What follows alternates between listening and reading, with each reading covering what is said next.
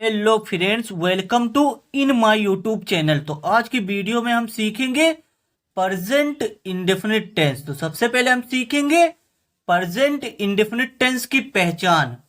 तो present indefinite tense की पहचान है जिन वाक्यों के अंत में ता है। तो जिन वाक्यों के अंत में ता है शब्द हो, यानी अगर वाक्य के अंत में ता है, ती है या ते हैं शब्द हो या ता हूं आदि शब्द आते हैं तो वह वाक्य प्रेजेंट इंडेफिनिट टेंस होता है। जैसे उदाहरण के लिए वह जाता है, तो वाक्य के अंत में क्या है? वाक्य के अंत में ता है शब्द है, तो ये पहचान है कि ये प्रेजेंट इंडेफिनिट टेंस है। तो इस तरह से हम वाक्य को पहचान जाएंगे। जैसे या वह सोती है या वे जाते हैं, तो इन सब वाक्यों के अंत में ता ती ते शब्द है, तो ये पहचान है कि ये प्रेजेंट इंडेफिनिट टेंस है। तो अब हम सीखेंगे प्रेजेंट इंडेफिनिट टेंस का रूल्स। तो इसका रूल्स क्या है? सबसे पहले हमें इसमें लिखना सब्जेक्ट। तो सब्जेक्ट को हिंदी में कहते हैं कर्ता, तो कार्यकर्ता को कहते हैं कर्ता, और इंग्लिश में कहते हैं सब्जेक्ट। उसके बाद लिखेंगे वर्ब लिखेंगे। तो वर्ब क्या होता है? वर्ब होता है जैसे लिखना, पढ़ना, सोना, लेटना, बैठना, तो कार्य करना वर्ब होता है, यानी क्रिया को इंग्लिश में वर्ब कहते हैं। तो सबसे पहले सब्जेक्ट, उसके बाद वर्ब, उसके बाद हम ऑब्जेक्ट लिखेंगे, उसके बाद अदर वर्ड। तो प्रेजेंट इंडेफिनिट टेंस में ही, यानी अगर सब्जेक्ट ही है, सी है, इट है या वह कोई नाम है, तो नेम के साथ वर्ब में एस या ईएस का प्रयोग करते हैं। जैसे फॉर एग्जाम्पल हमें लिखना हो वह खाना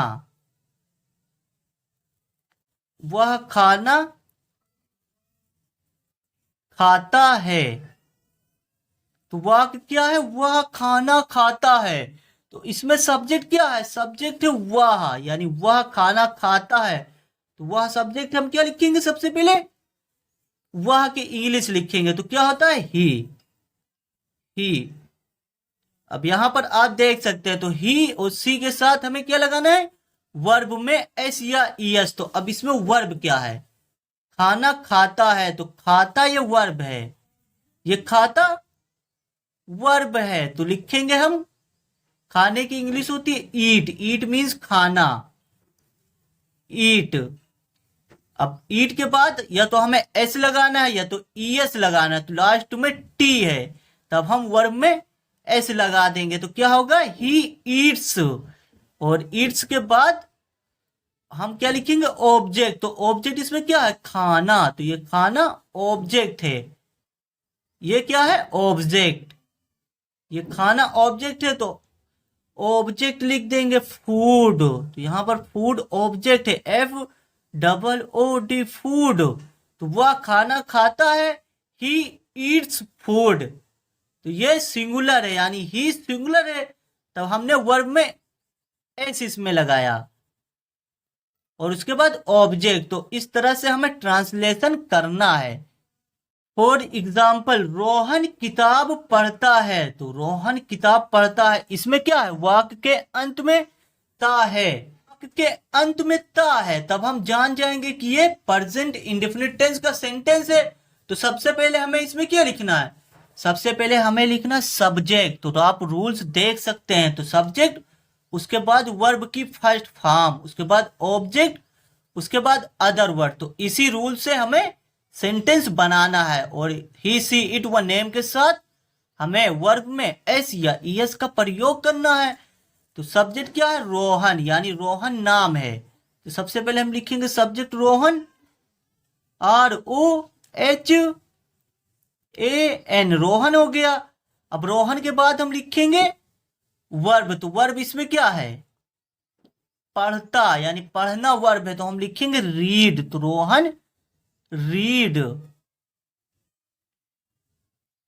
अब रोहन नाम है, यानी रोहन नाम है तो नेम के साथ भी हमें वर्ब में एस या ईएस का प्रयोग करना है। तो इसमें हम लिखेंगे, यहां पर वर्ब में एस जोड़ देंगे, रीड। तो रीड का रीड्स, तो रोहन रीड्स। उसके बाद ऑब्जेक्ट हम लिख देंगे, तो ऑब्जेक्ट इसमें क्या है, ऑब्जेक्ट है किताब। तो हम लास्ट में क्या लिखेंगे, बुक। यहां पर लिख देंगे बुक, BOOK, बुक। तो रोहन किताब पढ़ता है, तो रोहन रीड्स बुक। तो इस तरह से हम ट्रांसलेट करते हैं। फॉर एग्जाम्पल, वह सोती है, तो वह सोती है, इसमें सब्जेक्ट क्या है, वह सोती है, वाक्य के अंत में ती है। तो वाक्य के अंत में ती है, तो यह पहचान के प्रेजेंट इंडेफिनिट टेंस है, तब हम आसानी से जान जाएंगे। उसके बाद हम ट्रांसलेशन करेंगे। तो सबसे पहले हमें लिखना है सब्जेक्ट। सब्जेक्ट क्या है, सब्जेक्ट है वह, तो हम लिखेंगे सी, यानी लड़की है तो लड़की के लिए हमें सी लिखना है, तो सी। अब मैंने क्या बताया था, सी के साथ भी हमें वर्ब में एस या ईएस का प्रयोग करना है। तो आप यहां देख भी सकते हैं, तो सी के साथ भी हमें वर्ब में एस या ईएस का प्रयोग करना है। तो वह सोती है, तो वर्ब क्या लिखेंगे, सोना। तो सोना वर्ब, स्लीप मीन सोना, स्लीप। अब इसमें भी हम एस जोड़ देंगे, तो वह सोती है, ही स्लीप्स। तो मैंने आपको बता दिया कि ही के साथ वर्ब में एस या एस का प्रयोग करना है, नाम के साथ वर्ब में एस या एस का प्रयोग करना है, और अगर लड़की हो तब भी हमें वर्ब में एस या एस का प्रयोग करना है। तो मैं किताब पढ़ता हूं, तो वाक्य क्या है, मैं किताब पढ़ता हूं, तो वाक्य के अंत में ता हूं शब्द है। तो ये पहचान है कि ये प्रेजेंट इंडेफिनिट टेंस ही है। तो सबसे पहले हम लिखेंगे सब्जेक्ट। तो सब्जेक्ट क्या है, मैं। तो मैं की इंग्लिश लिखेंगे आई, आई मीन्स मैं। अब उसके बाद हमें क्या लिखना है, वर्ब। सब्जेक्ट के बाद वर्ब लिखना, तो वर्ब क्या है, पढ़ना, read, READ, read. Read means पढ़ना। तो इसमें हम एस नहीं लगाएंगे, तो हमें सिर्फ ही, सी, इट, व नेम के साथ वर्ब में एस या ईएस का प्रयोग करना है, बाकियों के साथ हमें नहीं करना है। तो हम लिखेंगे आई रीड बुक, तो मैं किताब पढ़ता हूं, आई रीड बुक। एग्जाम्पल, तुम बोलते हो, तो सब्जेक्ट क्या है, तुम, तो लिखेंगे यू। और यू के बाद हम लिखेंगे वर्ब, तो इसमें वर्ब क्या है, बोलना, हम लिख देंगे स्पीक, यू स्पीक। अब इसमें कोई ऑब्जेक्ट तो है नहीं, तुम बोलते हो, यू स्पीक। अब जैसे वे खाना खाते हैं, तो हम लिखेंगे they eat food, eat food. For example, वे आम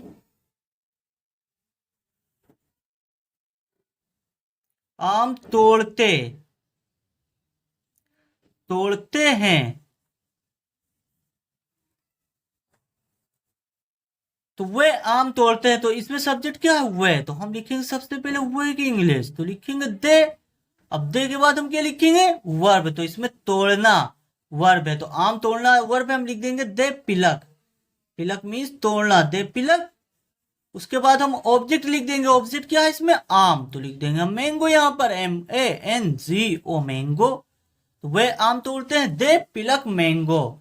तो इस तरह से हम ट्रांसलेट करते हैं। तो थैंक्स फॉर वॉचिंग। इंग्लिश सीखने के लिए चैनल को सब्सक्राइब जरूर करें एंड लाइक दिस वीडियो।